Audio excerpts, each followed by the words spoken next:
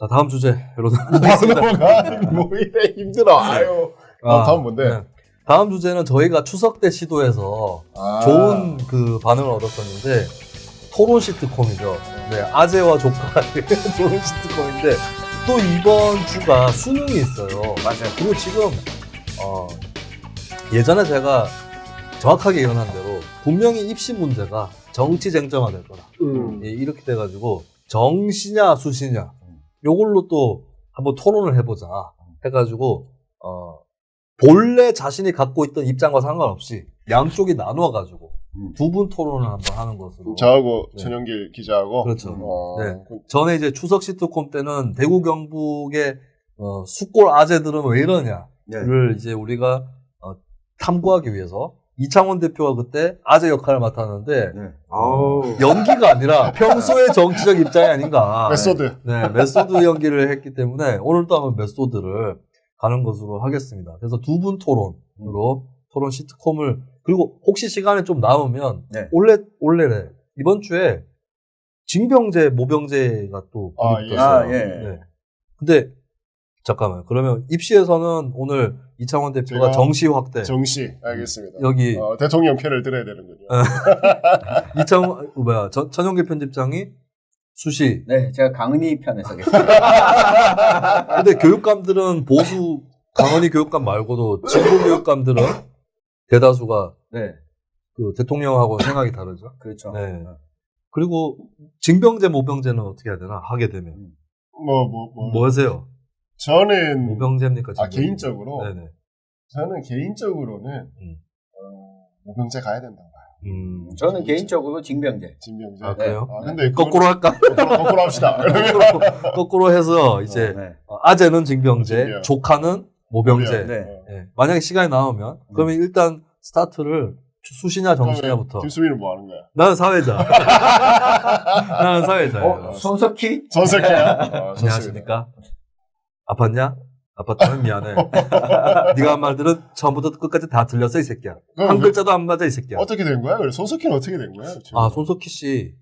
손석희 씨가 이제 그 김웅 기자하고 분쟁이 있었는데 손석희 씨 이제 그 배임 미수 이거는 적용이 안 된 걸로 알고 있어요. 배임 미수. 네, 그러니까 김웅을 막 소개시켜 주겠다. 너 자리 미수했다.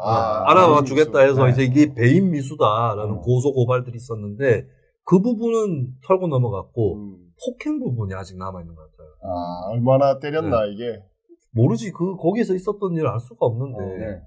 그러면 일단 설사로 결론은 났고 살해간 거는 중간에 용변이 마려워서.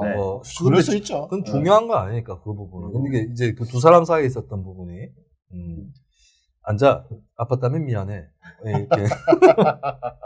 알겠습니다. 정시로. 제가 사실 이 주제 그렇게 잘은 몰라서. 근데 정시가 좀 논리가 더 쉬워요. 그래요? 수시가 논리가 더 쉽습니다. 그래요? 네. 아닌데 정시가 더 쉽던데. 아, 그래요? 정시 이따가 나오겠지만 두 분은 참 그 수능 때 기억나세요? 네. 기억나죠. 기억은 나지. 저는 99년에 98년에 수능을 쳤으니까 수능이 만들어진 지 얼마 안 됐을 때였던 것 같고 저희 윗 선배들부터 수능이 조금씩 쉬워지기 시작했어요. 그리고 이제 특차라고 하는 개념. 특차 저희 때까지 특차가 있었어요. 특차가 있어서 수능만 가지고 수능만 갔었죠. 제가 내신이 너무 안 좋아가지고 저도 특차로 갔어요. 특차로.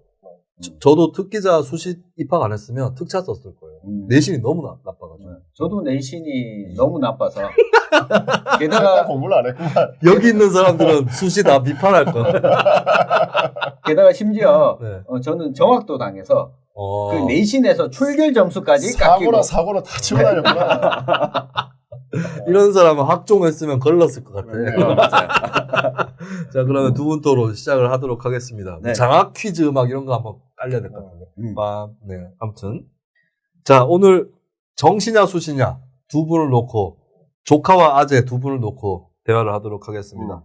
자, 아재 나오셨습니다. 예, 아재 이창호입니다. 오랜만입니다. 박근혜 대통령 오래됩니까? 박근혜 대통령 석방 아직 기대하십니까? 석방이 돼야 되는데 불쌍하고 또 날씨 추워지는데 큰일이네. 어깨도 안 좋다고. 이상한 아재 때려잡는 조카 천연길입니다. 아, 네. 조카카는 조씨가 좋죠. 우리 조원지하고 또 그거 있는 거 아이가, 이거. 조커입니다, 조커. 조커. 네. 이따가 해집니다. 자, 오늘 정시냐, 수시냐, 이걸로 한번 토론해 보겠는데요. 네. 누가 먼저 선빵 날리시겠습니까? 뭐, 아재? 그 조세, 예. 대입 입시가 예. 너무 복잡해요. 아니, 학교를 반말로 하십시오. 반말로 하십시오. 아, 너무 복잡해. 너무 복잡하고. 네, 그래야 꼰대 가시죠. 그 조국이 봐봐. 네. 뭐 하는 거야, 그 지금. 조국이처럼. 집안에 돈 있고 그런 사람들만 다 대학 가면 누가 어떻게 그 대학을 학교를 보낸단 말이야. 애들 희망의 사다리나 걷어차고 말이야. 그거 다 없애야 돼. 그 대학 시험은 딱 정확하게 객관적으로. 그걸 봐야지. 조국이 그치 알아듣도 못하는 논문 일저자라 그래서고 난 그 조사 빼고 다 못 알아듣겠더라 이게 다른들이. 안 돼 그래 하면. 아재 입학 사정 관계라는 건데 사정은 그때 하면 안 되지. 사정관이고 와있어 입학을. 사정. 그게 이명박 때 만들어진 제도였는데 그건 이미 없어졌습니다. 잠깐만요. 사정 얘기하니까 학창 시절 얘기를 잠깐 할게요. 저희 학교 다닐 때 별명이 자지인 선생님이 있었는데 예, 그 선생님이 이렇게 머리 많이 좀 이렇게 벗겨지셔가지고 애들이 귀두 같다 그래가지고 예, 별명이 자지였어요. 근데 아마 그 선생님은 자기 별명이 그건지 몰랐을 거예요. 근데 그 선생님이 좀 젠틀하신 분입니다. 사실은. 그래서 막 이렇게 분필로 막 칠판에 쓰시다가 조용히 해. 뭐 이렇게 점잖게 경고를 하셨어요. 이렇게 경고를 하시다가 애들이 자꾸 떠드는 거야. 그러니까 그 선생님이 뭐라 그랬냐면 내가 그렇게 사정을 했는데 내가 사정 내가 예 제가 막 사정 이래서 막 이렇게 다 빵 참 질나잖아. 학교 다닐 때 그때부터 질 났고 내 말 듣고 웃는 애들은 뭐야? 질이 나다가 그때부터 댓글 달고 선생님 말 선생님이 이야기하고 있는데 또 댓글 달고 막 질나준 댓글 달고 싸우고 질이 낮아요? 그래서 대학이라고 하는 곳은 이 지성의 전당을 갖는 거는 말이야. 이 부모의 어떤 배경, 돈 이런 게 아니라 정당하게 어떤 그 학교에서 배웠던 지식을 가지고 그 지식의 테스트를 해야지. 지금같이 그래 수시로 하게 되면 뭐야 뭔지도 모르고 학교마다 다 틀리고 수시 낸다고 아들이 등골이 휘어져요.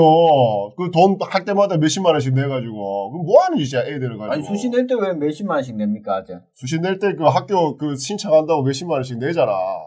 몇십만 원씩 안 내. 내가 좀 말한다. 아재는 자식이 없어가지고 결혼을 못 하니까. 아재 왜 갑자기 자식 없는 사람 막 설정에도 없는 건데. 아재는 그렇게 하면 안 되지. 그 수시 하는데 몇십만 원씩 안 내요. 안 내요? 몇십만 원씩 내는 게 아니고 원서비는 정시든 수시든 어차피 똑같이 내요. 원서 접수비는 그냥 내야 되나? 네. 아 그렇구나. 그럼 취소. 실수. 근데 수시라는 게 말이야, 봐봐. 수시라고 하는 게 이 사람의 살아왔던 어떤 여력, 능력 그런 걸 평가를 해가지고 넣겠다 이거 아니야. 짧게 얘기하면. 고등학생들이 뭔 그런 시간이 있어. 아들은 무조건 학교에 가다 놓고 공부 열심히 시키가지고 해야지. 그 아들이 무슨 체험이 그건 다 대학 가서 하면 돼. 그런 거는 10대들이 뭘 하겠어. 대학 가갖고 요새 취업 공부한다고 뭐합니다. 그러면 취업하고 하라 그래. 빨리 일치월장 몰라? 일치월장. 취업하고 정시로만 보면 아재 같은 사람이 안 나와요. 인디공호삼 이런 거 운영을 못 해요. 정시 해갖고 옛날에 학력고사 보고도 다 요새 좋은 사람들 많이 나왔는데 그게 왜 안 나와? 하려면 하고 안 하려면 안 한다고. 학력고사 보고 나온 사람들이 홍준표 훌륭하네.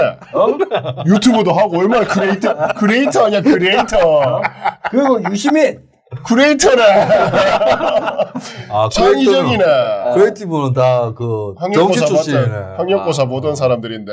그러니까 이 수시라는 게 결국에는 엄마들이 나와야 되고 또 돈을 아버지들이 또 대줘야 되고 이런 상권만 만든다고. 옛날 그치 딱 일렬로 딱 세워가지고 딱 정정당당하게 치면은 누가 이거 갖고 이야기를 하겠어. 내가 또 누가 여기에 대해서 누가 공정성이 시비를 걸겠냐고. 아재 한번 들어보세요. 이거 아재 세대니까 잘 알 겁니다. 아재가 고등학교 다닐 때 대구 시내에 제일 큰 학원이 어디였어요? 유신학원. 또 대구학원. 일신학원. 일신학원. 이 학원들 수시로 바뀌면서 다 없어졌어요. 갑자기 아재가 좀 어려진 것 같은데. 일자리를 없애면 왜 하노, 일자리를, 그 사람들. 이런 학원들이 없어졌어요. 유신학원, 일신학원, 대구학원, 200명씩 듣는 강의가 쭉 있었잖아요. 그러니까 이 학원들이 이제 필요가 없어졌어요. 그전에는 이 학원의 대표 선수였던 전환길 아시지요? 전환길, 지리, 역사. 역사. 사회탐구. 그 전환길이 책 팔고. 내보다 좀 못 가르치던데. 책 팔고 강의하고 해서 결국 유신학원 건물까지 먹었잖아요. 아, 그래? 먹었다가 수시가 확대되면서 전환길이 쫄딱 망했잖아요. 진짜로? 네. 이렇게 사교육을 가지고 돈을 썼던 시절은 수시가 아니라 정시 시절이었어요. 야, 근데도 그 수성구에 니 10시 한 반쯤 돼갖고 있어 봐봐. 도로 2차선을 물고 학원차들이 있어요. 통행이 안 돼. 그거는 그 출퇴근 시간보다 아들 학원 갈 시간에 댄스 학원 아닙니까? 아니야. 건물을 보면은 그런 큰 건물은 없어졌어도 오히려 더 짜게 가지고 학원들을 다닌다니까. 그러니까 그 학원들이 수성구에 있는 학원들이 전부 영어 수학, 그러니까 수시로 내신이 안 되고 자기가 뭐 하는지 뭐 하고 싶은지 잘 모르는 애들이 부모 등살에 밀려가지고 수능 100% 전형에 정시에 올인하려고 오는 아들이라 하니까 거기에 뭐 논술이니 뭐니 해가지고 다 지금 학원들이 뭐 몇 개씩 있는데 그걸 아들 학원 뺑뺑이 댕기는 거 봐봐. 그거 다 돈이 어디서 나오는 거야, 그 돈이. 맞아요. 요새 논술 학원은 거의 다 망해가요. 왜냐면 논술 전형이 2%도 안 되거든요. 그래? 네. 그러면 자기소개서 누가 쓰는 거예요? 자기소개서 학교 선생님들이 다. 그게 무슨 거야? 자기소개서를 자기가 써야지. 시기 봐봐. 그거 조국이가 다 써주고 하니까는 저래 되는 거 아니야. 정경심이가 써주고. 자기가 쓰는데 그 코치를 학원 선생님들이 잘 해줄 수가 없어요. 왜요? 왜냐하면 이 자소서에는 고등학교 3년 동안 어떤 데 관심을 보여왔고 뭐 하고 싶은지 어떤 활동을 했는지 종합적으로 알고 있는 사람만이 이걸 써줄 수가 있어요. 근데 학원 선생님은 그걸 활동해왔던 기록부만 보고 이 자기소개서를 코치해줄 수가 없어요. 종합적으로 써갖고 하는데 그러면 그거를 어떻게 판단을 하고 평가를 한단 말이야. 하루에 3년 동안에 있었던 일을 그거 안만 써봐야 많이 읽어봐 20분 30분이야. 그거 갖고 애들을 어떻게 평가를 하나. 평가 자체가 안 된다니까. 그걸 누가 봐, 그거를. 그러면 수학 문제, 서류 문제 가지고 평가를 왜 합니까? 어찌됐건 그거는 지식의 초과는 아니야, 지식의 초과. 수학 문제 가지고 수학만 보는 게 아니라 국어, 영어, 수학 하루 종일 그거 수능을 쭉 보는데 문제를 몇십 문제씩 풀어야 되는데. 봐봐. 그걸 갖고 어떻게 판단 자체가 안 된다니까. 그러니까 쓰잘데기 없이 정경심이 그치, 저 표창장 위조나 하고 그렇게 있는 거 아니야. 아니 그래갖고 아재 같은 사람들 때문에 수시가 없어지고 나면 어떻게 되냐? 어떻게 되기는 수능으로 치면 되지. 수능 치고 학력고사 치고. 자, 학력고사도 줍니까? 자, 2019년도에 보면 우리 대구에 서울대에 입학한 학생 수가 130명쯤 돼. 대구에서? 대구에서. 그래 많이 가나? 대구 많이 가나? 대구 고3이 2만 명이 넘어해. 대구에? 뭐 공부가 안 되나? 그런데 네. 우리 학교 다닐 때 치마. 네. 근데 이 130명 중에 130명의 소속 학교가 보면 60개 정도가 돼. 60개. 네. 근데 수능 시절에 수능 80%, 정시 80%이던 시절에 서울대학교에 입학하는 정원이 130명 정도 되는데 이 중에 입학하는 학교가 20개 학교 아니에요. 그러니까 학교를 갈 수 있는 공평한 기회는 수시일 때 더 많이 보장이 된다는 거예요. 근데 그 학교를 갖는 아들의 몇 면을 이렇게 봐야 돼. 다 잘 사는 아들이 갔을 거 아니야. 옛날 같이 얘기해봐. 홍준표, 찢어지게 가난하게, 살아가지고, 대구까지 오는데 차비도 없어갖고 걸어서 왔다 그러는데, 그런 사람들이. 서울대 못 갔잖아요. 고대도 가고, 유시민도 안 그렇나? 유시민도 가난해가지고 그래 있었는데, 그런 사람들이 다 열심히 공부해가지고. 유시민은 안 가난했어요. 아버지가 선생이었어요. 열심히 공부해가지고 다 그래 올라가는데, 지금은, 돈 있고, 빽 있는 사람들 말고는 이걸 내가 봐도 뭔지도 모르겠어요. 이해도 잘 안 되는데. 애한테 관심 없는 사람들한테는 있겠어. 그러니까 영남공고 같은 사건들이 생기는 거야. 영남공고도. 대학교를 제대로, 부모들이 이게 관심이 없으니까 말이야. 아이들한테 그런 일도 생기지. 영어공부가 무슨 상관인데. 그런 일들이 생기는 거 아니야. 하여튼 수능 쳐야 돼, 수능 제대로. 아재요. 그러면은 수능만으로 대학 가면은 애들이 시험만 잘 치면 되는 거 아닙니까? 시험만 잘 치면 되지. 그러면 대학 가는데 시험 잘 치면 되지. 뭘 더 잘 치나? 아재도 사람 잘 치나? 뭘 잘 치나? 아재 아니랄까봐. 아재도 특차로 갔다 아닙니까? 특차로 갔지. 그러면은 바짝 땡겨서 했겠네요. 바짝 수능 나는 공부를 앞에. 안 했지 뭐. 그러면은 이 수시 없애면은 이런 질문이 있습니다. 평상시에 공부 잘 안 할 거 아니냐? 1, 2학년들 학급 붕괴되는 거 아니냐? 시험을 평상시에 잘 해도 좋은 평상시에 잘 해야만 좋은 성적을 만들 수 있게끔 시험을 만들 생각을 해야지. 시험을 또 만들어요? 시험을 네. 평상시에도 잘 할 수 평상시에 실력이 좋은 애들이 네. 좋은 성적을 받을 수 있는 그런 시험을 만들어야지. 아니 근데 수능을 고3 때 한 번 치는데 왜 평상시에? 그러니까 수능을 뭐 몇 번을 뭐 옛날엔 2번도 치고 그랬잖아. 네. 뭐 그렇게 하든지 하여튼 어찌됐건 객관적으로 누구도 이렇게 딱 이렇게 헷갈리지 않게 누가 보더라도 객관적이고 공정할 수 있는 시험을 만들어가는 게 중요한 거지. 그 시험 뭡니까? 지금 수시는 진짜 뭐 어떻게 할 수가 없다니까. 이 가난한 사람들은 우리 같은 아들이 어떻게 가고 서울대 가가지고 인턴을 하겠어. 얼마 전에 교육부에서 발표가 됐어요. 그 서울 소재 주요 대학들에 입학하는 학생들의 가정의 소득분위를 보니까 정시보다 수시가 훨씬 더 보편화되어 있다. 예. 소득이 저소득층도 입학할 가능성이 높다. 입학생이 많다. 이렇게 그거는 애들이 없어져갖고 우리가 아들을 못 나가고 학교를 많이 가는 거 아이가? 통계가 좀 이상한 것 같은데 이거. 아니 그게 아니고 이제 전형별로 들어온 학생들 분석을 해보니까 서민층 저소득층 비중이 수시가 더 크더라 이 얘기 아이가? 그렇죠. 수시가 더 크더라고. 네. 뭐 통계적 이상한 것 같은데 믿을 수 없는데 이거. 그러니까 정시라고 하는 이 어떤 옛날부터 이 오랜 600년 넘은 과거제로부터 시작하는 음서제야. 우리 수시는 기본적으로. 맞아요. 그 과거제도는 논술 시험인데요. 그러니까 어찌됐건 공정하게 한번 딱 치잖아. 번호 오지선다 찍는 시험이 아니라니까. 한번 딱 제대로 치잖아. 이거 똑같은 시험을 똑같은 아이들이 보게끔 하잖아. 수시는 기본적으로 아이들이 똑같은 시험을 똑같이 못 보게끔 하잖아. 그러니까 조선이 쫄딱 망했지. 뭐 대한민국은 또 조선이 그래 500년이나 갔는데. 그 아재 문재인 대통령 싫어하잖아요. 문재인 대통령이 정시 확대를 공약했는데. 오랜만에 좋은 소리 했어. 그러면 문재인도 봐봐.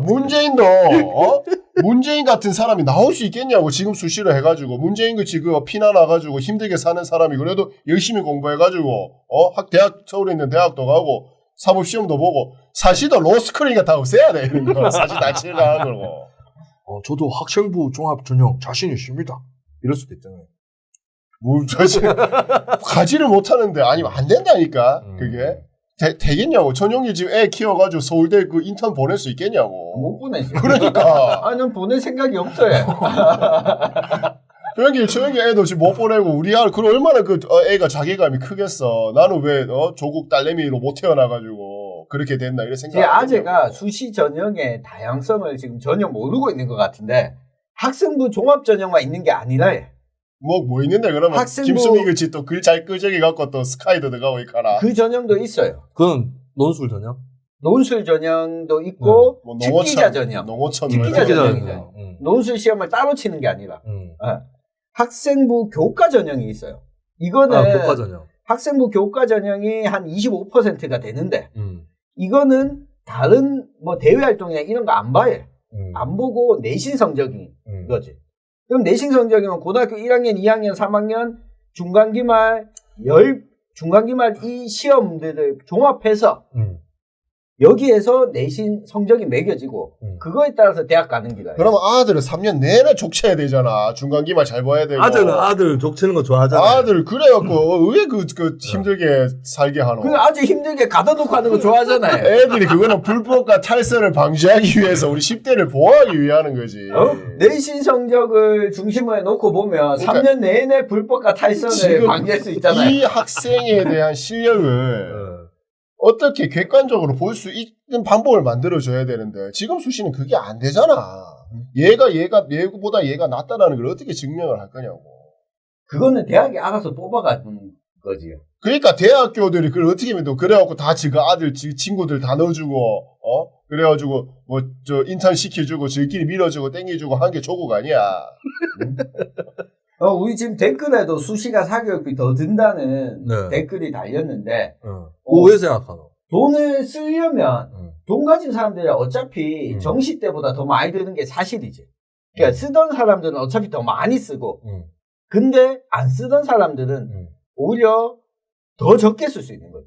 수시 때문에 더 어려워갖고 더 많이 쓰는 거 아이가? 안 쓰던 사람들도. 안 쓰던 이게 먹고 이러면서. 이게 먹고라고 이상한 사람들한테 붙잡혀가지 않는 이상 학교에 있는 교사들이 훨씬 더 여기에 전문적이라 해요. 그러니까 공교육에 있는 선생님들이 자기소개서 작성 요령이나 학생부 종합전형에 관리하는 방법 등은 컨설팅을 고액으로 컨설팅 받지 않는 이상 나머지 사람들은 그러면 고액을 어찌되고 컨설팅 받는 사람들이 있다라는 거잖아. 그 사람들 어쩔 수 없어요. 스카이캐슬, 그치. 선생님. 나를 무조건 믿어야 된다 하고.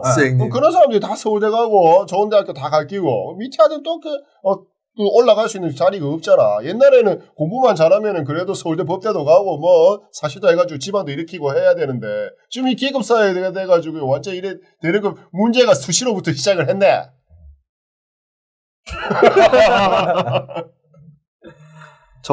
시청자분 중에 한 분이. 시청자 코너. 이건 러시아어입니까, 이거? 네, 아이디가. 못 읽어요. 네. 스키라고 하겠습니다. 스키님이 대학 서열 상위 13개 대학을 가려면 특목고 수시가 유리하고요. 중하위와 지방대를 가려면 일반고 수시가 유리합니다. 그걸 혼용하시니 지금처럼 말씀하시는 겁니다. 상위 13개 대학을 보내기에 일반고 수시가 철저히 불리해요. 그 불공정 때문에 문제입니다. 그리고 이현쌤 말씀 좀 찾아보셔야 할 듯요. 이현쌤이 누구야? 이현이라고 그 사교육 시장에 내가 막 목이 간다. 유명한 사람이 있어요. 네. 아니, 드라마 끝났나? 아니요. 근데 여기에 대해서 용길이가 답변을 해야 될 것 같은데. 저는 이렇게 이야기하는 사람들이 사실 제일 문제가 있다고 생각해요. 예, 뭐냐면 상위 13개 대학 이 부분은 수능도 마찬가지라 해요. 수능으로 가도 정시를 확대하더라도 이거는 대학 서열 상위 13개 대학이란 걸 정해놓은 체제가 바뀌지 않는 이상 불가능한 거라요. 그러니까 그걸 배제해 놓고 나면 정시든 수시든 그것만 놓고 봤을 때 수시가 비용이 더 적게 되는 게 사실이죠. 까마귀가 지나갑니다. 진짜 이 주제를 솔직히 잘 몰라가지고. 일단은 그 가난한 학생들도 혹은 부잣집 아이들도 누구에게나 기회는 기회는 평등하고 과정은 공정하고 결과가 정의로워야 되는데 지금 이거는 기회 자체가 평등하지가 않잖아. 기회가 없다라니까. 아직 문재인 대통령 팬입니다. 문재인이가 나와가지고 그러니까 지금 조국 그래 되니까는 정시 다시 하겠다라고 하는 거 아니야. 문제가 있으니까 대통령이 바꾸겠다라고 하는 거지. 근데 수시에서 저 같은 경우에도 정시가 80%이던 시절에 대학을 입학을 했거든요. 그 다음 해가 되니까 수시가 50%로 급격히 늘어났어요. 전용길 편집장 때 정시는 내신 더하기 수능? 내신 더하기 수능인데 수능이 80%고 대학마다 전형이 다르긴 했지만 20%가 보통 내신이었는데 내신에서 그렇게 적었어요? 네, 점수 변별력 차이는 만점자 대비 최하점자가 10점이었어요. 그러니까 사실 내신이 별 의미가 없었는데. 그만하나? 이제 오해되나? 네, 시가 청취자분들 한마디씩 해보시면 좋겠습니다. 근데 이 상위 13개 대학은 특목고 비율을 정해놓고 뽑습니다. 특목고는 티오가 있는 것이지요. 이 부분은 맞는 이야기. 지금 고교 등급제, 고교 서열제가 먹히는 거 아니냐. 그렇죠. 수시에서 그 얘기 나오거든요. 어떻게 생각하나? 그러니까 그거는 고교서열제 등급제를 폐지하는 거지 수시 정시를 정시를 확대하는 문제가 아니잖아요. 암암리에 하면 왜 학교인데? 암암리에 하면 대통령에 가가지고 가서 강력하게 처벌하고 대학 문 닫게 만들고 박 대통령이 필요하나? 재정 지원대학 지정하고. 그거 좋네. 그러니까 박정희처럼 대학교 다 뺏어야 돼. 이것들. 재산 몰수하고. 대학교 그치. 그 박정희 저 영남대 뺏은 것처럼 뺏어갖고 교주 박정희로 만드는 것처럼. 그냥 국립화다 시키고. 결국에 이렇게 되는 겁니다. 근데 이 부분이 있어요. 수시 전형이 보면 크게 보면 지금은 학생부 교과 전형, 학생부 종합 전형, 그리고 특기자 전형. 네. 쭉 다 보면 한 7, 8가지 돼요. 실기 위주 전형이나 뭐 이렇게 합치면 논술은 2% 미만으로 지금 줄었거든요. 그런데 논술 시장에 몰리는 이유는 여기서 이야기하고 있는 상위 13개 대학은 아직까지 논술을 다 대부분 유지하고 있습니다. 유지하고 있는 데다가 나머지 성적들을 안 보기 때문에 수시를 6장을 쓰는데 수시에서 6장 쓰는데 한두 장 정도는 논술에다가 로또 배팅을 하듯이 논술을 준비하는 거죠. 그럼 논술만 3장, 4장 쓰는 학생들도 나옵니다. 그러면 논술을 2학년, 3학년 때부터 돈을 집어넣어서 이걸 학습한 특히 이공계 논술의 경우에는 어느 정도 정형화되어 있습니다. 이 인문계 논술도 어느 정도 정형화되어 있기 때문에 이거는 사교육 시장에 가야지만 습득할 수 있는 게 되는 거죠. 김수민 같은 사람은 쉽게 나오지 않는 거죠. 그렇지. 이건 특이한 케이스인 거고. 개천의 가재 붕어 출신의 김수민 같은 사람은. 그러니까 그 골짜기에 연어가 갑자기 튀어나온 거예요. 알을 놓고 가가지고. 그러니까 그런 경우는 흔치 않은 거고. 그러니까 논술 시장을 축소하자는 것에 대해서는 동의를 하고. 근데 학생부 교과 전형이 존재하지 않으면 이게 사라지면 대도시는 모르겠지만 농촌 지역의 경우에는 갈 수 있는 대학이 거의 없어집니다.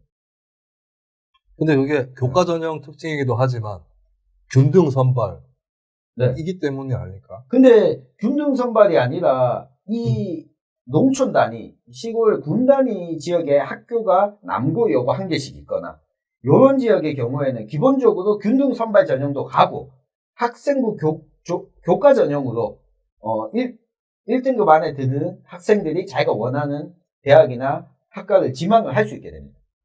근데 이게 지금 그러니까 이게 정보가 되게 다양하다라는 거잖아요. 그러니까 첫 번째는 정보에 대한 접근이 문제가 있는 것 같고, 그러니까 여기에서 한번 걸려지는 게 있겠죠. 그리고 이제 두 번째는 우리 근데 드라마 끝났나? 너무 전문적으로 갑자기 얘기해야 되는데. 드라마는 끝났고. 레드썬. 그리고 이 정보에 대한 일단은 접근 자체가 굉장히 힘들고 지금 보면 두 번째는 정보를 접근을 했을 때 이거에 대한 대응, 뭐 분석이라든지 해석이라든지 또 대안을 만들어내는 부분이라든지 여기에서는 엄청난 편차가 갈릴 것 같고 마지막에 나오는 이걸 통해서 나오는 결과물이 결국에는 힘 있고 돈 있고 빽 있는 사람들만 누릴 수 있게끔 만들어진다라고 하면 제도는 잘못된 거잖아요. 그렇지 않아요. 예를 들면 이게 현실적으로 지금 이렇게 되고 있다라는 아니요. 거잖아. 그러니까 경북 봉화군 사례를 한번 들게요. 이게 BYC라고 불리는 이 봉화군의 경우에 BYC, 봉화, 영천, 영양청송. 영양청송. 네. 그 대한민국 최대 오지라고 불리는 이 봉화의 경우에는 고등학교가 2개밖에 없어요. 2개밖에 없고 학생 수가 몇백 명이 되지 않아요. 고등학교 3학년 입시생들이. 수시제도가 확대되면서 봉화군 차원에서 장학회를 만들었어요. 군에서 장학회를 만들고 교육청에서 이 입시와 관련해서 학생부 교과나 학생부 종합전형을 설계할 수 있는 컨설팅이나 지원을 군 차원에서 해주게 됐어요. 그래서 봉화군에 여기에 입시를 하는 학생들의 3분의 1 이상이 서울 수도권 소재대학 또는 자기가 원하는 학과가 있는 대학에 입학을 하게 됐어요. 그 전에 수능 점수로만 보면 여기서는 봉화군에서 입시를 하는 한 500명의 학생들 가운데 수능 1등급 아무도 없어요. 평균적으로는. 1년, 2, 3년에 한 명이 나올까 말까. 네. 4%, 전국 4% 안에 드는 학생이 나올까 말까. 그러면 수능 1등급이 나오지 않으면 서울 수도권 소재대학은 못 가야 됩니다. 근데 수시 제도가 저는 아까 이야기했던 부작용도 어느 정도 있지만 기본적으로 이 부작용을 해소하고 수시 제도를 유지한 가운데 부작용을 해소하는 정경심과 같은 사태를 막는 실제로 2010년도, 12년도에 존재했었던 입학사정관제는 이제 폐지가 됐습니다. 그리고 자기소개서에도 논문을 자소서에도 논문을 썼다, 논문에 참여했다라고 하는 걸 기입할 수 없도록 이미 2019년도부터 적용이 되어 있습니다. 그러니까 정경심 조민 요 사태가 2010년도에 일어났었던 거고. 그거 좀 됐죠. 네, 됐죠. 그러니까 수시가 확대되기 시작한 초기 단계에서 벌어졌던 특히 고교 등급제와 관련해서도 입학사정관제가 있을 때 고교 등급제가 거의 대놓고 하다시피 했잖아요. 그럼 이 객관성을 어떻게 본단 말이에요? 그러니까 지금 핵심은 그거에 대한 객관적인 어디에서 태어났느냐, 뭐 어떤 공부를 하느냐가 아니라 누구나 여기에는 이렇게 된다라고 하면 그거에 대해서는 객관적으로 내가 인정할 수 있어 라고 하는 게 정시라는 거잖아. 그러니까 소위 말하는 수능 점수라는 거잖아. 그게 그러니까 그 똑같은 시험을 똑같은 사람들이 똑같이 보는 거니까 이렇게 지금 구조가 되지 않으면은 계속해서 논란을 불러일으키는 게 수시 제도라는 거잖아요. 근데 어떻게 지금 룰을 계속 바꿀 수 있다는 건데. 그러니까 룰을 수시 제도의 경우에 정시는 입시 원서도 3장밖에 못 썼잖아요. 그러니까 가나 다군. 오래돼가지고 기억이 안 난다. 우리 때는 라군까지 있었나? 라군도 있었어요. 기억이 안 난다. 저는 3장을 썼어요. 3장을 썼고, 저도 개인적인 경험으로는 정시학대가 답이다. 개인적인 경험. 왜냐하면 제가 수시를 2장을 썼어요. 2장 다 논술 시험을 보러 갔어요. 여기에다 수능 등급, 최저 등급 맞추는 게 있었는데, 수시 논술 시험을 보러 간 순간 절망했잖아요. 한 번도 보지 못한 사람의 이름이 등장해서 이 사람의 사상에 대해서 논하시오 이게 나온 거예요. 처음 봐도 논할 수 있잖아. 몰랐어. 그러니까 정시 수시를 처음 알았는데 논하잖아. 게스트 처음 봐도 얘기할 수 있잖아. 지문이 없는데 이 사람의 사상을 그래? 알고 있다는 걸 전제하고 이 글에 대해서 설명 없이 이 사람의 사상을 가지고 비판적으로 논하시오. 아니 그 지문은 있을 거 아니에요. 지문은 이 사람이 쓴 글이 아니에요. 그러니까 노신이었거든요. 노신. 루신. 루신. 그러니까 루신이 누군지 모르는데 지문은 딴 지문이었어요. 그러니까 루신에 대한 얘기가 나올 거 아니에요. 아큐전전이 아니고. 아큐전전이 아니고. 어땠어 루신에 대해서. 무슨 지문이 나왔길래? 하여튼 연관이 그 질문의 내용을 루신의 입장에서 비판하시겠네. 근데 저는 루신이 누군지도 몰랐어요. 몰랐고 이 질문을 가지고 그냥 제 생각을 적었어. 근데 아마 등급에서 떨어지는 사람이 있을 거야 해서 등급을 맞췄어. 그러면 합격하겠거니라고 했는데 순번이 저 한참 200번대인 거예요. 예비 순번이. 대기 순번이. 그렇게 수시 논술 시험을 2번 봤어요. 그래서 근데 그 시기에는 제가 그 전형을 선택했던 시기가 그런 전형이 초창기였고 초창기다 보니까 이렇게 소수의 사람들에게 정보가 알려져 있고 이 사람들이 사교육 시장을 형성하고 있고 이들에게 유리한 전형이었던 거였지. 그 시기가 지나고 나서는 어느 정도 이 논술 전형도 좀 보편적으로 사람들이 접근할 수 있는 형태로 그러니까 단답형 논술 위주로 원고지 한 2매 정도 내외의 논술로 좀 바뀌게 되죠. 그러니까 초기에 이 전형에 불합리함이 있었다고 그러니까 조민의 이 사태가 있었다고 지금 또 이걸 동일하게 받아들이는 거는 저는 문제가 있다. 그러니까 정시의 단점 중에 한 가지는 지금 저는 불가능하다고 보여지는 게 외국어 영역, 영어 시험이 이미 전형 자체가 저걸로 바뀌었잖아요. 절대 등급, 절대 평가 제도로 바뀌었습니다. 그리고 이걸 절대 평가가 수학에도 지금 확대하자는 이야기가 논의가 있었어요. 그러면 이거 절대 평가가 하게 되면 변별력이 결국은 언어 영역에 집중될 수밖에 없고. 그래서 요즘에. 그러니까 절대 평가면서 등급제라는 거죠. 그러니까 변별력이 떨어지죠. 그렇죠. 변별력이 떨어지고, 그러면서 최근에 늘어나는 국어 학원이 늘어나고 있어요. 변별력을 가지는 게 언어 영역 한 과목 정도밖에 없을 거다라고 하니까 여기에서 문제 하나 더 맞춘 사람과 문제 하나 더 틀린 사람의 차이가 이렇게 학과나 이런 걸 결정해 버리는 게 과연 공정한가? 과연 이게 변별력이 있다고 보여집니다. 저는 그게 아니라고 봅니다. 어렵다. 엄청난, 하여튼, 그러니까 이게 지금 학교별로 이 전형이라는 게 다 다르고, 네. 학과별로 또 다 다르고, 라는 거잖아요. 네. 애들 학교를 어떻게 하는 거야? 이게 좀 어지러운 게 있어요, 이게. 네. 그러니까 또 멘토하고 막, 그게 또 사교육. 컨설팅 또, 네. 이거에 대한 컨설팅이 또 따라붙는 거고. 네. 그러니까 지금 어떻게 제도를 바꾸든지 간에, 문제점은 다 있으니, 그러니까 정시를 하면 결국에는 일렬로 줄 세우기 할 거고, 문제풀이로 애들을 전락시킬 거고, 뭐 이런 이제 문제점들이라는 거. 정시 확대에 따른 문제점으로 당장에 나타나는 거는 강남 땅값이 오르죠. 그렇죠. 네. 그 흐름이 나오고 있죠. 네. 거기 가야 되니까. 네, 강남으로 가야 된다. 그러니까 이 상황에서 지금 정부에서 특목고를 없앤다고 하면 강남은 더 좋아할 것 같아. 맞아요. 그렇죠. 네. 그리고 수성구도 지금 수성구에 있는 고등학교 좋아하고 있어요. 경신. 그렇지. 경신, 대륜, 그리고 뭐 덕원, 뭐 경북고까지. 소위 말하는 대구의 좀 그러니까 좋은 학교들. 실제 어떤 문제를 저는 드러난 게 저는 정시가 더 맞다라고 생각했었는데 드러나는 현실을 보니까 경신고에서 올해 재수생 말고 그러니까 서울대에 입학생이 4명이었어요. 올해? 경신고에서. 40명이야 이거? 네. 4명인가 그랬는데 저희 집 앞에 있는 제 모교가 서울대 입학생이 3명이었어요. 평준화됐다는 거네. 네. 그러니까 그렇기 때문에 고등학교를 선택할 때 특목고가 아닌 다음에야 고등학교를 어디 학교가 더 좋으니까 이 선택하는 게 많이 완화됐어요. 네. 그러니까 수성구로 전입해가지고 들어오는 인구가 오히려 초등학교 학생들은 많은데 많고 그런 얘기는 있더라고요. 고등학교 때가 되면 오히려 밖으로 나가는 그게 더 유리하다. 나가는 그런 이야기도 있고.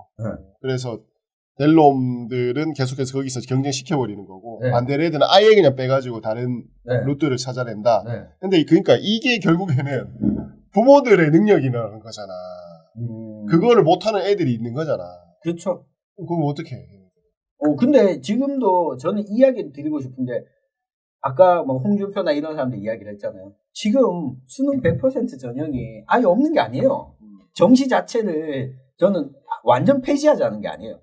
그러니까 내신 성적이 안 좋고 이러면 한번 재기할 수 있는 패자 부활전할 수 있는 재수한 사람이다. 재수한 사람이다. 그리고 만학도들이 대학 공부를 할 수 있는 계기는 지금도 열려 있어요. 지금 한 24% 정도거든요. 정시 전형이.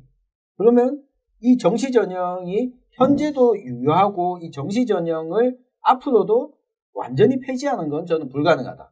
그러니까 재수생들이나 이 만학도들의 진입과 더불어서 내신 성적 3년이란 걸 쌓지 못한 사람도 대학에서 공부할 기회를 줘야 되기 때문에 그러면 이걸 폐지하자는 게 아닌데 기본 전형을 수시에 놓고 정시는 현재와 비슷한 수준에서 유지하자라는 거지 정시를 폐지하자라는 주장처럼 이야기를 하고 있어요. 그러니까 정시 확대론자들은 수시는 내신 성적이 중요하니까 고1 중간고사 성적부터 관리를 해야 되는데 이렇게 되면 선행학습이 만들어진다. 실제 수시가 제가 일종의 사교육의 일부분 몸담고 있기 때문에 어떤 일이 벌어지냐면 초등학교 6학년, 중학교 1학년생들이 벌써 선행학습을 해요. 어떤 선행을 하냐면 학원을 보통 4개 다니거든요. 기본적으로 수성구 쪽에는 4개요? 네. 과목별로? 아니요. 아니면 똑같은 거를? 수학, 영어, 현재 내신. 수학, 영어, 선행. 그리고 중학교 3학년이 되면 국어학원을 다녀요. 중학교 3학년부터 고등학교 1학년까지. 예. 이 부분을 저도 부작용이라고 봅니다. 이거는 수시든 정시든 관계없이 일어나는 현상이라는 거죠. 저희가 학교 다닐 때도 정시가 많을 때도 여전히 선행학습 하는 친구들은 있었어요. 있긴 있었죠. 근데 이게 수시의 잘못이다? 솔직히 말하면 이렇게 선택하는 저는 부모가 사실은 옳지 못한 선택을 하는 거라고 보는 게, 왜냐하면 영어 수학의 경우에는 고등학교 1학년 과정에서 교과 과정에서 배우는 게 시험에 나온 것에서 난이도가 크게 더 올라가지 않아요. 지금 현재 올라가지 않고 이걸 바뀌는 건데 선행을 일찍 시킨다고 해서 최종 도달점에 도착하는 속도가 좀 빠를 뿐이지 입시와는 크게 관련이 없다고 보거든요. 어렵네요. 예, 뭐 복잡해 입시가. 근데 이런 건 있어요. 우리가 좀 환상을 깨야 되는 거, 이건 뭐 아까 입학사정관 얘기를 했지만 이미 정리가 되고 있다고 하는데, 옛날에 우리 90년대에 좀 탈입시? 네. 이런 시험으로부터 탈피된 대입? 이런 거에 대한 로망이 많이 불었어요. 나는 그 주범이 홍정욱 씨라고 보는데, 홍정욱 씨가 7막 7장에서 초우토 고등학교 다니면서 학생회장, 축구부 주장, 교지 편집장, 이 3관왕을 했고, 그 스펙으로 하버드 대학교에 가는 과정에 나와요. 그리고 김영삼 정부가 1995년에 그 교육 관련 발표를 하면서 자유, 이걸 굉장히 내세워요. 그러니까 선발에서의 학교별 자유라든지, 그러면서 좀 이렇게 경력 쌓아서 그런 걸로 대학교 가는 거에 대해서 좀 미화된 그런 게 있는데, 사실 외국의 대학 입시를 보면 그냥 시험 치는 데가 많아요. 내신 보는 데가 몇 군데 있긴 한데 많은 학교들이 또 시험을 치긴 하거든요. 그리고 이거는 아니다라고 저는 생각되는 게, 고등학교가 입시 준비하는 데냐? 저는 입시 준비하는 데라고 봅니다. 맞아요. 네, 입시 준비하는 게 나쁜 거 아니라고요. 그러니까 입시가 방법이 좋고 길이 괜찮으면 입시 준비가 공부가 되는 거니까.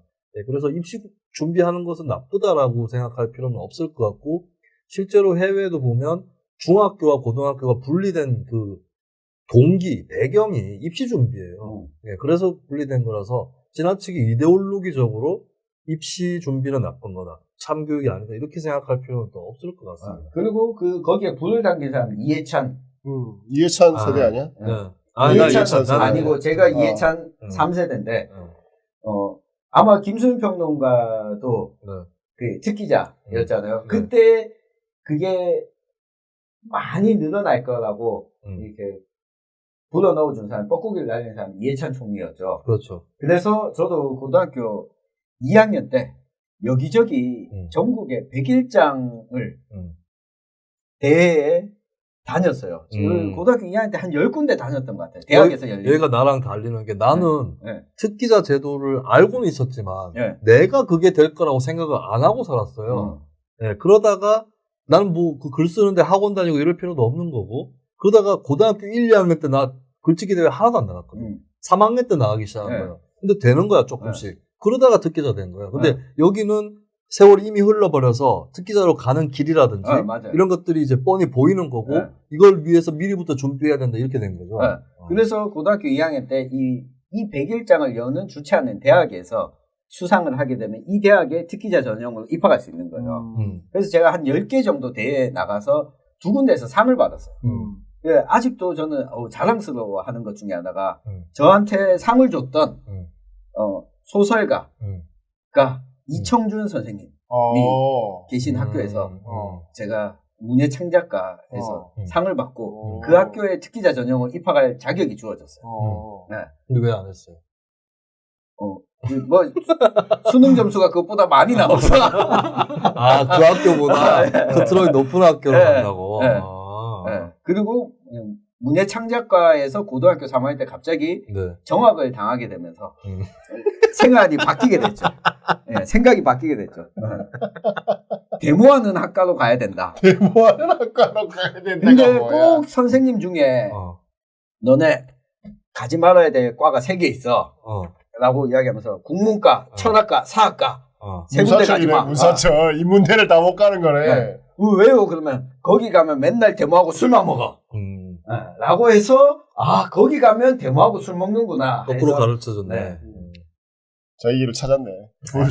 좋은 선생님. 하여튼 그 이해찬 전 총리가 그 길을 제시했는데 그 길이 생각보다 많지 않았어요.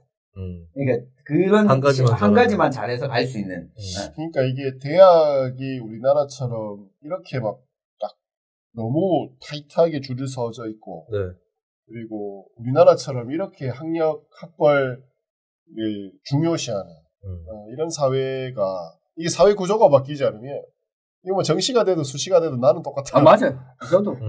이거 뭘 해도 다 문제가 생길 거라. 그래서 그러니까 뭐 정시를 확대하자, 수시가 확대하자, 수시를 유지하자라는 쪽에서 은폐하는 이야기들. 그러니까 임금 격차 문제 어떻게 해소할 거냐. 사실 대학 간 서열화보다 학문 간 서열화가 저는 더 심각하다고 봅니다. 어느 과를 나왔느냐에 네. 따라서. 특히 대학과 관계없이 네. 의대는 따로 놀잖아요. 그렇지. 그러니까 이 학문 간 서열화가 상당한데 이 부분을 해소할 생각은 없는 거예요. 이게 해소돼야지, 임금 격차를 줄여야지 학문 간 서열화도 저는 해소가 되고, 그리고 대학 간 서열화도 해소가 된다고 보는 거지. 입시 제도를 요래 바꾸고 저래 바꾸고 한다고 해서 격차가 줄어든다? 그건 아니라고. 그거 왜 토론했어, 우리? 그러니까 이 결론을 좀 이야기하고 싶어서. 그러니까 그렇죠. 그래요. 하여튼 어렵다. 이게 진짜 저도 애 키우는 입장인데 뭐 아직 멀어가지고 맨날 우리 애들 뭐 대학 가기 싫다 이러고 가지 말아요. 혹시 하고 싶은 대로 하겠지 뭐.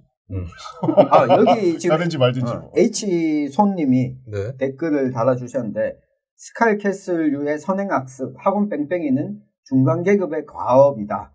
물려주고 받을 게 많은 상위계급이나 비명지를 기력도 없는 하위계급 입장에서는 그냥 남일이다. 라고 하는 게 저는 맞는 얘기인 것 같아요. 그리고 실제로 이게 논문으로 조사가 되어 있는데, 정시로 바꿔줬으면 좋겠다라고 하는 그 바람은 주로 상위 계층. 그러니까 초상위하고는 좀 분리된 상위.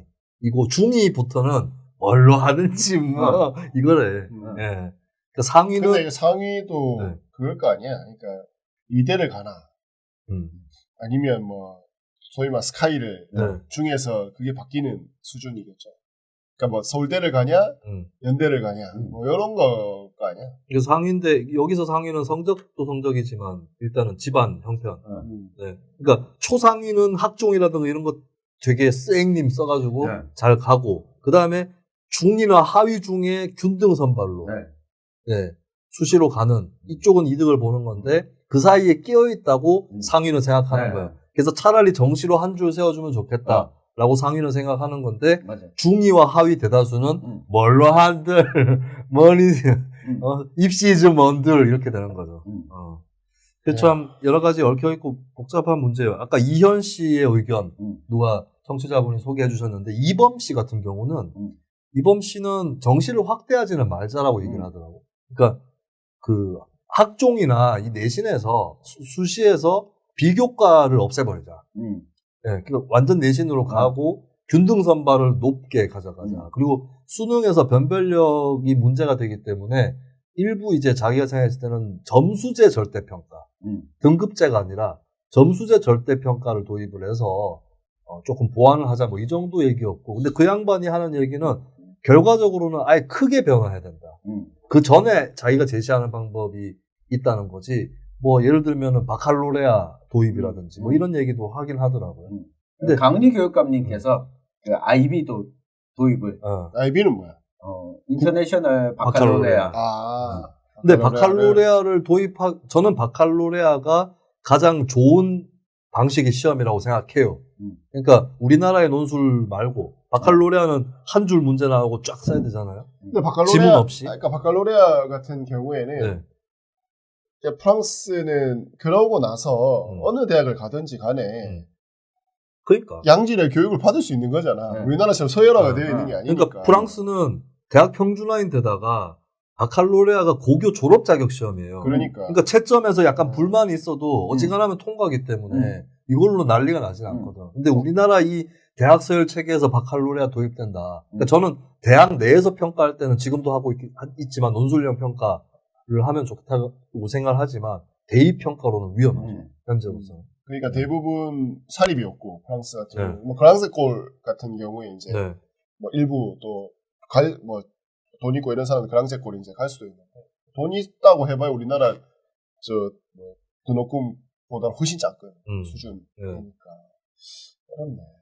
유럽처럼 아예 그냥 그러면 진짜 미국처럼 뭐 이렇게 사립대학교들 많은 곳들처럼 그냥 돈 있는 새끼들은 돈 졸라 내고 기여입학 해가지고 부시처럼 걔들은 기여입학 안 해도 성적으로 들어갈 수 있는데 그게 암울하지 않아. 그래서 저는 일본과 같은 제도가 오히려 우리에게 더 맞다. 일본이 뭐죠? 일본이 그러니까 지역별로 있는 국공립대 거점들 대학들을 중심으로 해서 여기서 이 지역에서 인재를 어느 정도 또 할당하고 근데 이 지역이 일본에서 지역에 있는 거점 대학들이 대학 서열로 쭉 놓으면 그러니까 몇몇 개의 사립대학을 제외하고는 사립대학보다 훨씬 서열상 높은 곳에 있는. 그렇죠. 그래서 자기 지역을 굳이 떠나지 않아도 되는.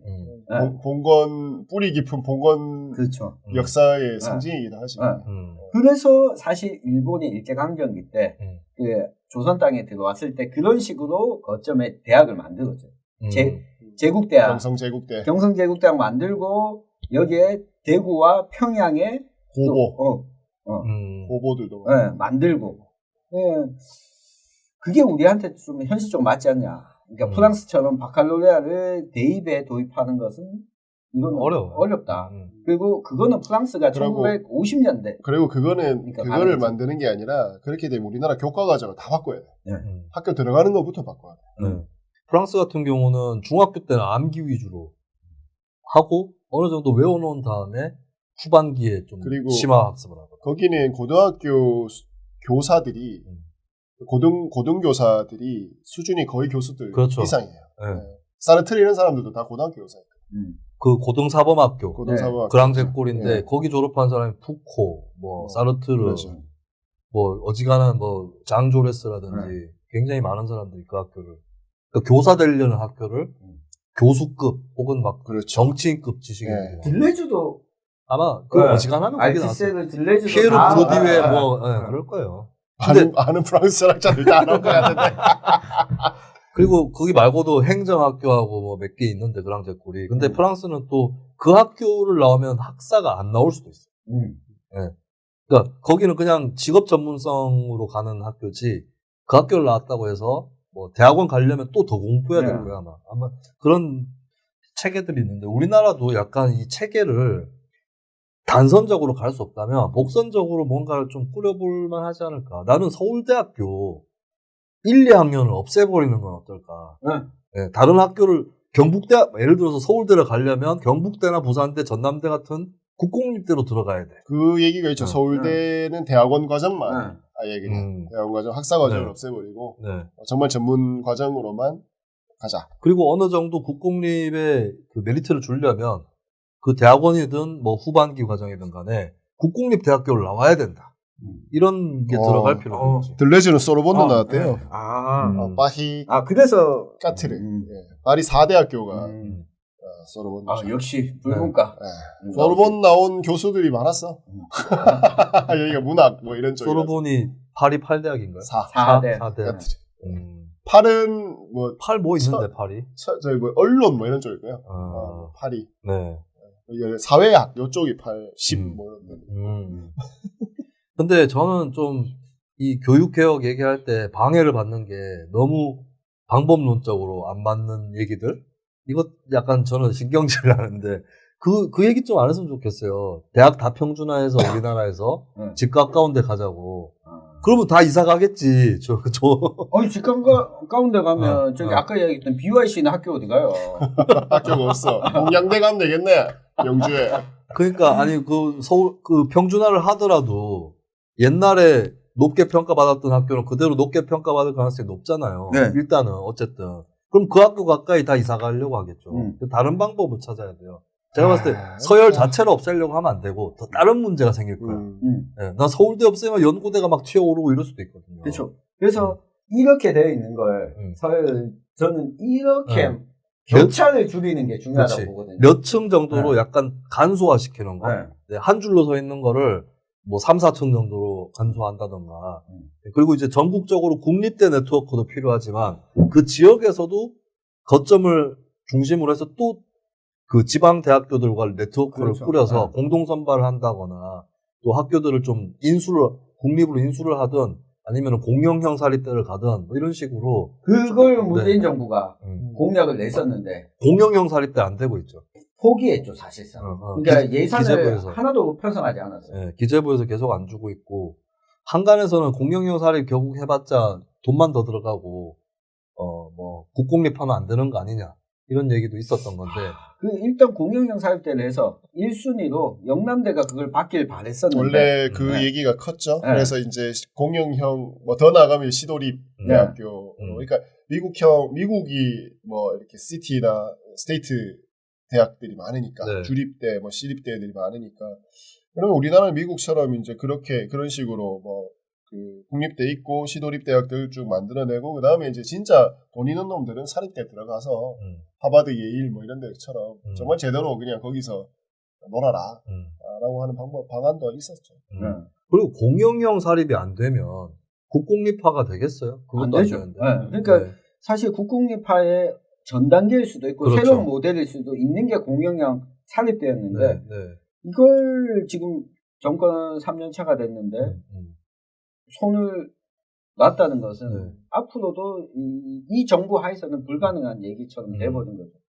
그래서 우리가 국가교육회의 이미 마련도 돼 있지만 장기적인 교육 틀을 만드는 이 장치를 만들어야 돼요. 근데 국가교육회의 요번에 대통령이 정시 확대한 것도 사실 청와대 중심으로 결정을 해버렸고 국가교육회의는 사실 이진경 의장부터 해서 김진경?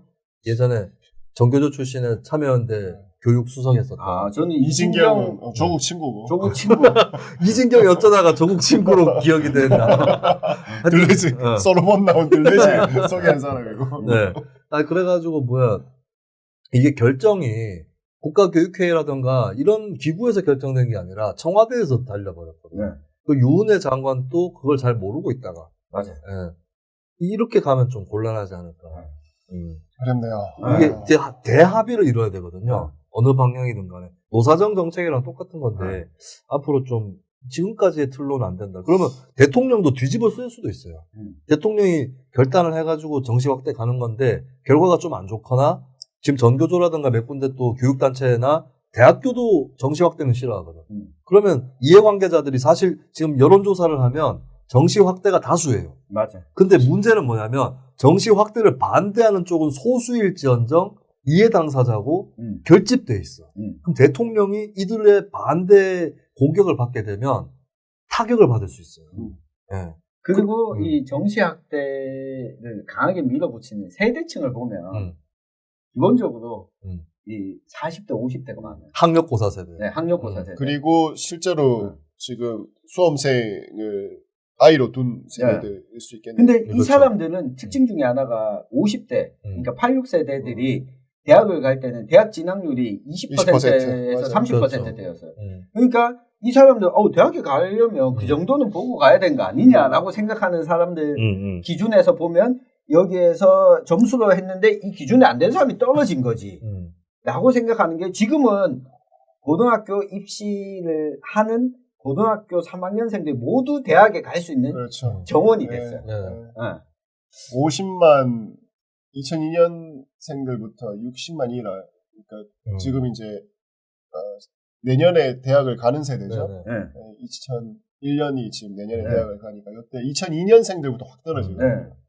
저는 한 가지 말씀드리고 싶은 게 이 자리에 계신 두 분 중에도 동의 안 하실 수 있는 분이 있을 수 있고 청취자나 시청자 여러분들 중에도 제가 지금 드릴 말씀에 동의 안 하실 분들이 꽤 계실 수 있는데 저는 대학 진학률을 낮춰야 된다는 주장에 동의 못 해요.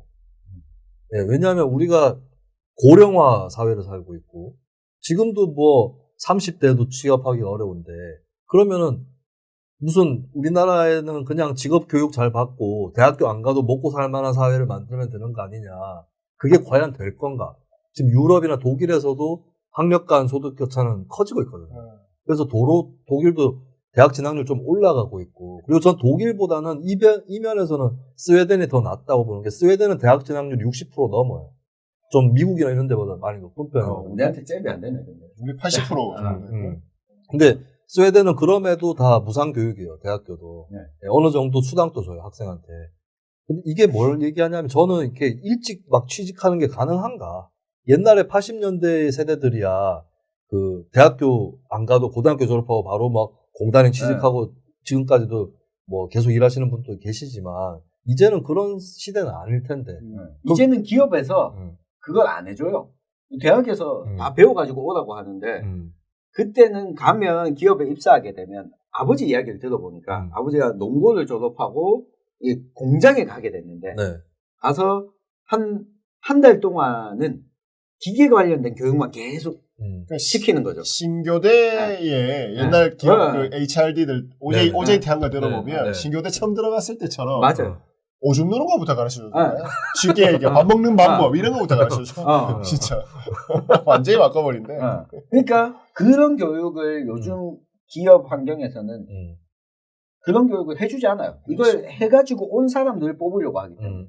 그렇기 때문에 70년대, 80년대처럼 대학 교육을 안 받고 고등학교 졸업하고 바로 취직하는 게 어려운 거죠. 거기다가 덧붙여서 기술적인 부분은 고등학교 과정에서 그걸 해결한다라고 치더라도 제 주변에 고등학교 졸업하고 특기자로 공무원이 되거나 아니면 기업체에 들어간 이 친구들 만나보면 되게 힘들어요. 관계에 있어서. 관계를 풀고. 여기에서 다른 기술적인 부분 말고 사회적인 이슈에 대해서나 이런 부분들을 접하는 데서 힘들어하고 20대 후반이 되어서 다시 대학에 갑니다. 근데 그렇죠. 자기 시간을 막 쪼개가지고 직장을 다니면서 가게 돼요. 저는 그래서 고등학교도 일반고하고 직업고, 전문고 구분 없애야 된다는 주의예요. 저는 종합고로 가야 된다. 스웨덴이 그래요. 그러니까 독일 같은 경우는 직업교육을 강조하는데 스웨덴은 종합고 체제예요. 일반적인. 그래서 저는 기술하고 다 배우는 거지 그냥. 배울 게 얼마나 많냐 우리 살면서 이런 생각이 들어요. 그래서 대학교 가더라도 저는 대학교를 전문교육으로 보지 않습니다. 이 문제를 우리가 합의를 못하고 있어요. 우리 사회에서. 대학교는 시민 일반교육기관이냐 아니면 전문교육기관이냐 이 문제가 합의가 안 되고 있거든요 지금. 근데 저는 일반교육이라고 보고 거기서 더하기 위해서 전문교육 받을 거면 더 받는 거지. 그러니까 저는 학교에 다니는 기간이 좀 넉넉해야 된다는 주의예요. 그런데 그러면 이제 돈 얘기 나오겠죠. 재정. 근데 한 가지 찬스가 있어 우리한테. 저출산 때문에 교육 재정이 무상교육을 팍팍 때려도 옛날 학생들에 비해서 많이 안 늘 거예요. 그러면 일단 붙는 거지. 그리고 그게 투자라고 생각해야 되고 일찍 취직시킬 수 없는 사람들에 대한 새로운 인생 설계라고 저는 보는 거거든요. 그런 부분이 있는 거고 그다음에 재정 문제 한마디 더 드리면 무상교육을 하더라도 교육세를 도입하는 건 어떨까? 제 생각에. 학교를 졸업하고 무상교육을 받고 졸업을 하고 나서 소득이 발생했을 때 거기서 교육세를 걷어서 그 돈으로 후배들이 공부를 하는 것이. 학자금 대출이에요. 그 돈으로 후배들이 공부를 하는 것. 사회연대의 의미도 있다. 이런 얘기를. 그래서 저는 교육을 자꾸 대학교 진학률을 낮춰야 된다. 이 주장에는 저는 동의를 못 하겠어요. 네. 저도 대학이 예전에 한 30년, 40년 전 같으면 고등교육의 역할을 했지만 저는 어르신들 중에 요즘 대학이 그래가지고 망해가지고 우야노라고 이야기하는데 대학의 역할이 바뀐 거죠.